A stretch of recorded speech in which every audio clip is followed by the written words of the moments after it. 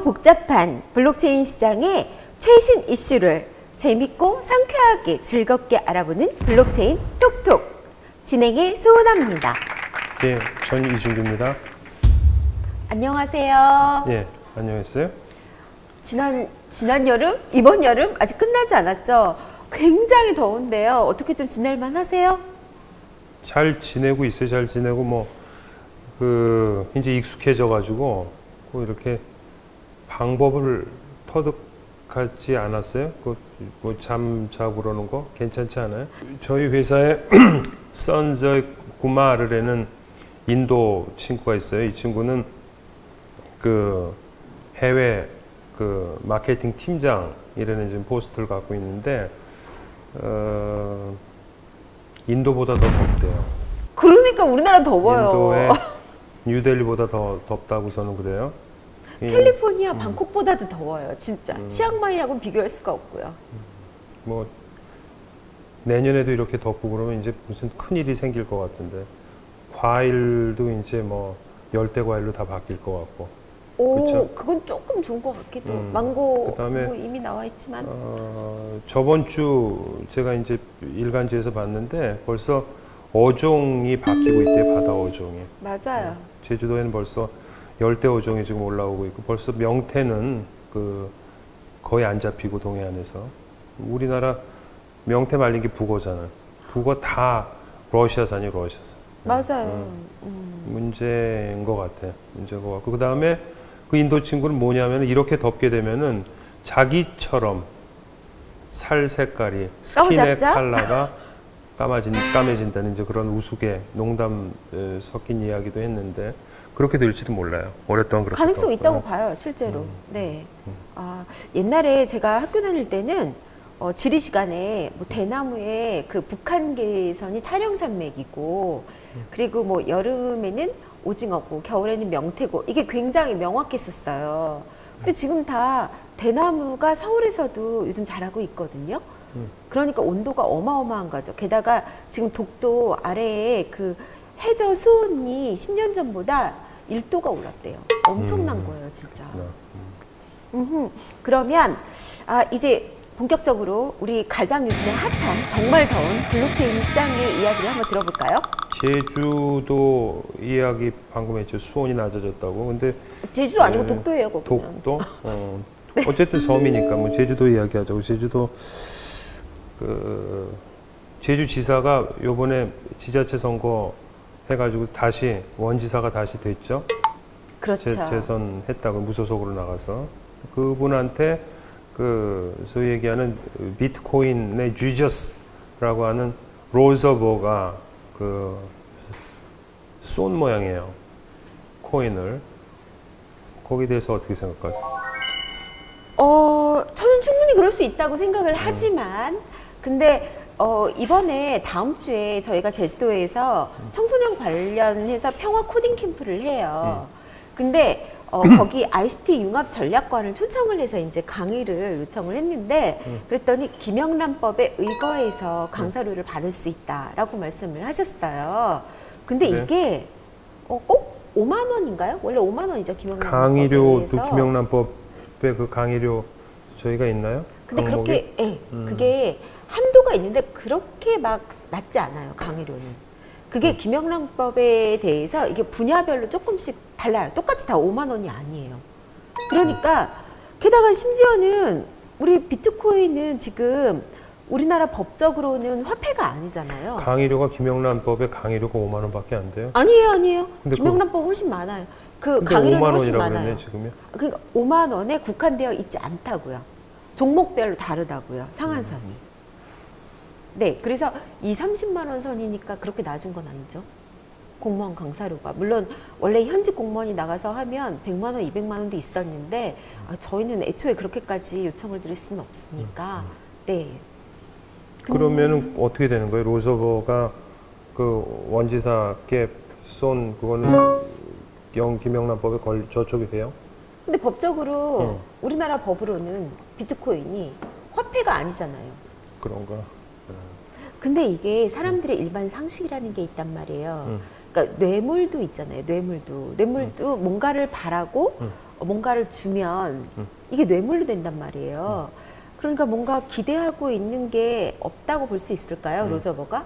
로저버는 블록체인이나 비트코인이나 법률 용어로 뇌물 수뢰, 뇌물 수죄, 뇌물 수뢰죄, 뇌물 수수 주고받은 수뢰하고 수죄죄예요. 어쨌든 이제 쌍벌죄로 돼 있어요, 쌍벌죄. 근데 나는 사실은 뇌물에 관련된 부분은 받는 사람만 그 법으로 소위 얘기해서 걸면은 못 받을 것 같아요. 받는 사람. 받는 사람만 처벌을 한단 말이에요. 그럼 누가 무서워서 받겠어? 주는 사람은 처벌 안 해요. 받는 사람은. 제가 보기엔 쌍벌죄여야 한다고 봐요. 그건 절대 그렇지 않아요. 쌍벌죄는 보안 유지죄가 될 수 있어, 걸리기 전까지. 너도 걸리고 나도 걸리니 누구도 얘기하면 안 된다. 근데 받는 사람만, 그냥 제 생각이 제 생각. 전 뭐 법률학자도 아니고 율사도 아니고 뭐 법학을 공부한 사람도 아닌데 그냥 제 생각인데 받는 사람, 주는 사람 둘 다 걸리면은 법망에 걸리기 전까지 보안 유지를 하게 돼 있단 말이에요. 너도 걸리고 나도 걸리니 입 조심해라. 그럼 이건 어떻게 생각하세요? 내가 이제 생각하건데 아마 모르겠어요. 뭐 좀 조사를 해봐야 되겠죠. 깨끗하고 그 청렴도가 이제 강한 그 나라에는 아마 주고받는 거 둘 다 걸지 않을 거예요. 오히려 받는 사람 걸어요. 아닐 거예요. 받는 사람이 둘 다 걸어야 돼요. 받는 사람이 그리고 만약에 둘 다 건다 그래도 받는 사람이 월등히 그 죄에 벌 받는 게 많을 거라고. 그 무서워서 저 완전 반대예요. 그 의견에. 이유는 그 대표적인 사례가 지금 뭐냐면 성매매 특별법이 있잖아요. 지금 성매매에서 보면은 판 사람과 받은 사람이 있단 말이에요. 누가 약자냐에 대한 부분도 굉장히 중요해요. 그리고 꼭 공무원도 강자가 아니거든요. 공무원 중에서 만약에 그런 공무원한테 너무 급하게 돼서 만약에 공무원 중에 하나가 자기는 멀쩡해. 자기 부모님이나 동생이 문제가 생겨가지고 급전이 필요했어. 근데 어떤 사람이 와서 야 내가 너 돈 줄 테니까 이렇게 해봐. 그래 받았어. 근데 그 다음부터 얘는 걸리고 얘는 안 걸리잖아요. 그럼 얘가 얘를 조종할 수 있게 돼요, 공무원을. 전 사실 그래서 한쪽 받는 사람만 하는 건 아니라고 봐요. 무슨 얘기예요? 뭘 누가 조종을 한다니? 받는 사람만 지금 이해를 못했네. 받는 사람만 법에 건단 그러니까, 말이야. 그럼 무서워서 못 받는다니까. 그럼 사회가 맑아지지 않겠냐? 주는 사람은. 주는 사람은 안 잡아낸다니까. 주는 사람은 유혹할 수 있지. 받는 사람이 약한 상황인 걸 이용할 수 있잖아요. 아니 그러니까 못 받는단 말이에요. 주는 사람이 이 사람이 언제 어떻게 해코지를 할지 모르니까 못 받는다. 꼭 이해를 못했네. 근데 사람들은 그렇게까지 길게 생각하지 않아요. 급하면 일단 받을 수도 있단 말이에요. 받는 사람만 문제를 제기해서 문제를 법에 걸게 되면은 무서워서 못 받는데 아직 이해 못 하셨어요? 이해는 다 했는데요. 저는 쌍벌죄가 돼야 한다는 거죠. 그래. 네, 차라리 짜고 치는 고스톱을 해서 둘 다 보내는 게 낫다는 거지. 무슨 얘기인지는 알겠는데. 오늘 진짜 화나서 나 이 네. 말귀를 이렇게 못해 더 아니 힘드셨네. 더 알아들었다니까요. 법망에 걸리기 전에 받는 사람 주는 사람 둘 다 걸리면은 둘이서 보안을 유지한다니까. 그 얘기도 안 되니까요. 너도 걸리고 나도 걸리니까 절대 입 조심해. 그렇게 돼 버린대. 둘 다 죄를 지었으면 둘 다 보내야지 왜 한쪽만 보내냐고요. 이게 말이 안 된다고 생각하는데. 한쪽만 보낼 수도 있고 아니면은 법의 그 량을 받는 사람한테 월등하게 강하게 해야 돼.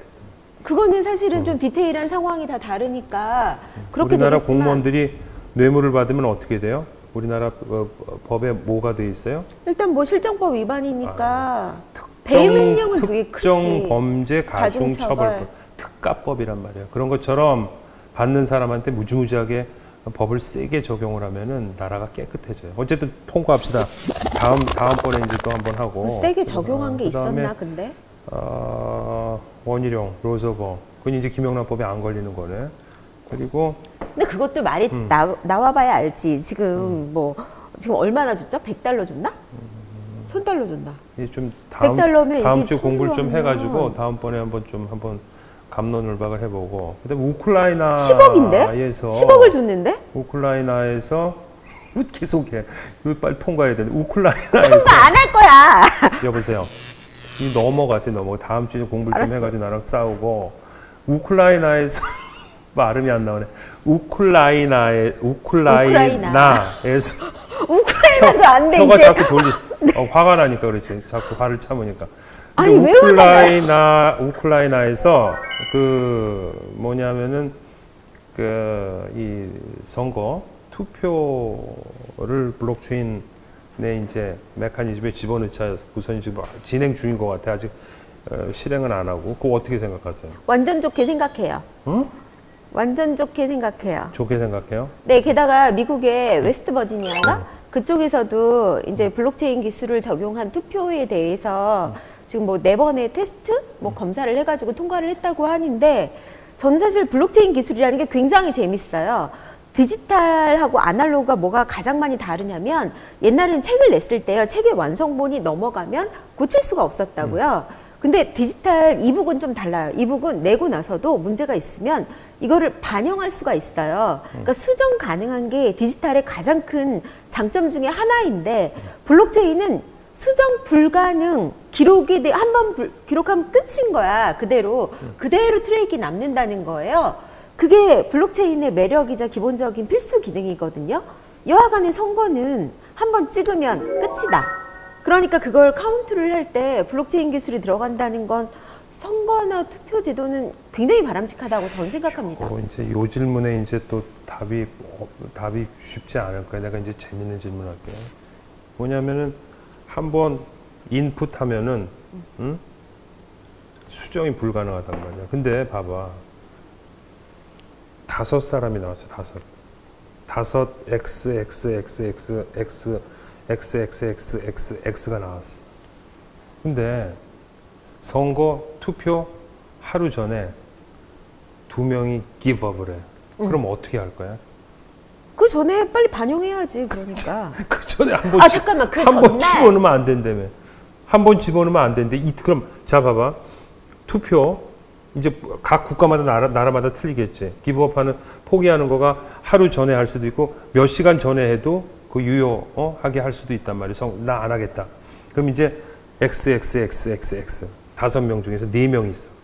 그럼 그거 어떻게 다시 집어넣을 거야? 그게 왜 문제가 되죠? 지금도 한 번 집어넣으면 아니 그 뜻이 아니고 지금도 사전 투표제라는 게 있잖아요. 그럼 뭐 일주일 전에 투표를 하는데 1번부터 지금 X가 아니라 1, 2, 3, 4, 5, 6, 7인데 여기서 4번하고 5번이 기부업을 했어. 번호가 바뀌지 않아요. 그렇다고. 근데 그게 무슨 문제가 된다는 거죠? 번호를 안 바꿨는데? 아닌데 문제가 될 것 같아. XXX는 똑같지만 1, 2, 3, 4, 5, 6, 7은 다르고 지금 방식은 1, 2, 3, 4, 5, 6, 7 방식이잖아. 분명히 문제가 있을 것 같고 처음 본 사람을 집을 빌려줄 수 있겠어요? 처음 본 사람은?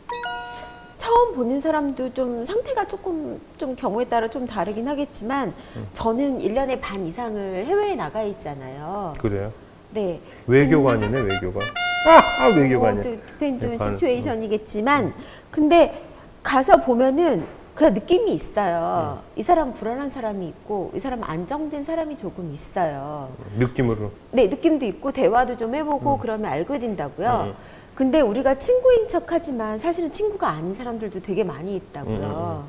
그래서 전 사실은 이 물리적이나 어떤 안면에 대한 그 오랜 그 감이 조금 다른 것 같아요. 제가 살면서 봤을 때 얘는 정말 내 친구고 그리고 내가 굉장히 많은 걸 해줬지만 사실 속마음은 다른 케이스도 있었고요. 그리고 얘는 나 별로 안 좋아하는 것 같아 그랬지만 다른 친구들을 돌아서 이렇게 얘기를 들어봤을 때 사실 걔 속마음은 아주 다른 응원의 그런 목소리를 들은 적도 있었어요. 그런데 특히 어떻게 저는 사실 사람들이 기본적으로 살려고 태어난 존재이기 때문에 긍정적이라고 생각을 하는 편이 있거든요. 물론 이상한 사람은 분명히 있습니다. 네. 하지만 의심부터 할 일은 아니라고 봐요. 네, 기본적으로. 나는 되게 의심이 많아요. 그래서 길바닥에서 만난 사람, 온더 스트리트에서 만난 사람 안 빌려주지, 집을. 어떻게 빌려줘? 근데 내가 저녁에 이제 귀가가 늦으면은 가끔 회식하고 술도 한잔하고 그럼 늦어지잖아요, 남자들은. 근데 그러면 꼭 나는 카카오 택시를 부른단 말이에요. 근데 카카오 택시 뭐예요?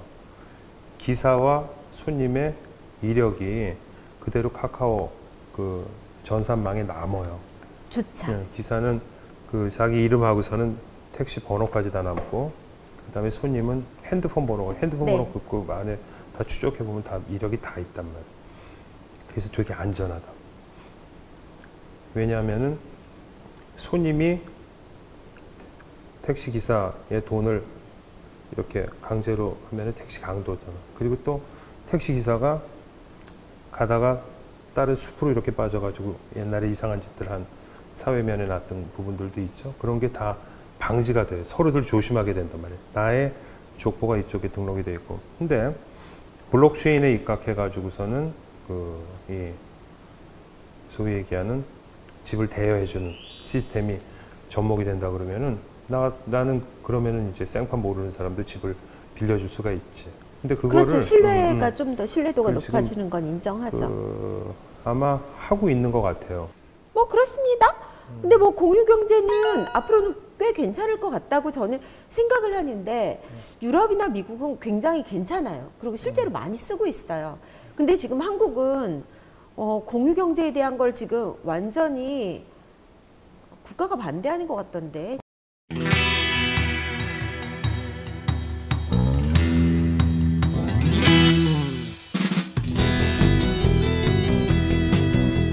제가 헛소문을 들은 거였으면 참 좋겠는데. 경찰, 검찰 합동으로 지금 수사를 진행 중인 걸로 아는데, 나니까 잘 분노하고 있어요. 네.